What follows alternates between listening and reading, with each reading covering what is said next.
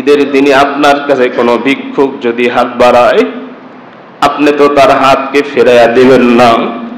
ঈদের দিন যদি আপনার সামনে কেউ হাত বাড়ায়, আপনি তো হাত ফেরাইয়া দেবেন না।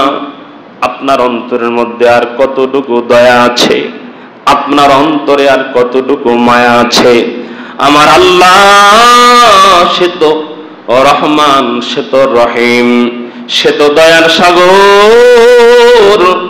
আল্লাহর কাছে ঈদের দিনে কেউ যদি হাত তুলিয়া 2 ফোঁটা চোখের পানি বের করে আল্লাহকে বলে, ও আল্লাহ, আরশে খুঁটি ধরিয়া তোমার কাছে তাওবা করি, জীবনে অনেক গুনাহ করেছি, অনেক অন্যায় করেছি, ও আল্লাহ তোমার কাছে তাওবা করতেছি, আল্লাহ ঈদের দিনে হাত ফিরিয়ে দিও না, মালিক আমারে ক্ষমা করে দাও। আল্লাহর নবী বলেন, চোখের পানিটা নাকের ডগার কাছে আসার আগে আমার আল্লাহ তার গোলামকে মাফ করে দেয়।